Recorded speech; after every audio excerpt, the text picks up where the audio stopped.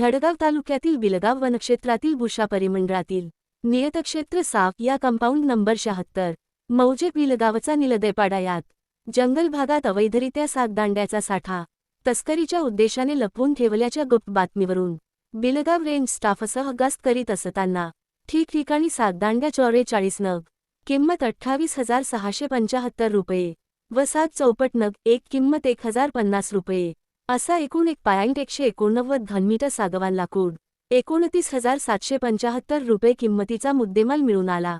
सदर मुद्देमाल वनकर्मचारी यांनी अत्यंत दुर्गम भागातून सुमारे 2-3 किलोमीटर पायी वाटचाल करीत स्वतः शिरोजाने रस्त्यावर वाहतूक करून खाजगी वाहनाने रात्री उशिरा धडगाव टिंबर डेपोवर आणून पावतीने जमा केला।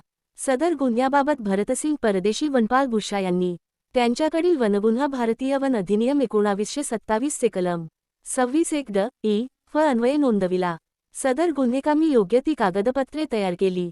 सदर कारवाई वनसंरक्षक धुळे श्रीमती नीनू सोमराज, उपवनसंरक्षक संतोष सस्ते नंदुरबार, विभागीय वनाधिकारी दक्षता विभाग धुळे राजेंद्र सदगीर, सहायक वनसंरक्षक S.D. साळुंके रो.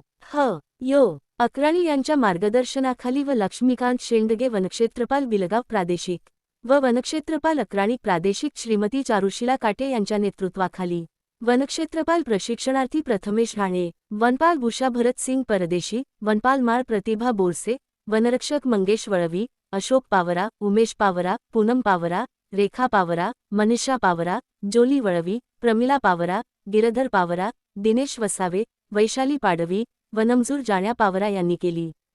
पुढील तपास वनपाल बुशा भरतसिंग परदेशी हे करीत आहेत।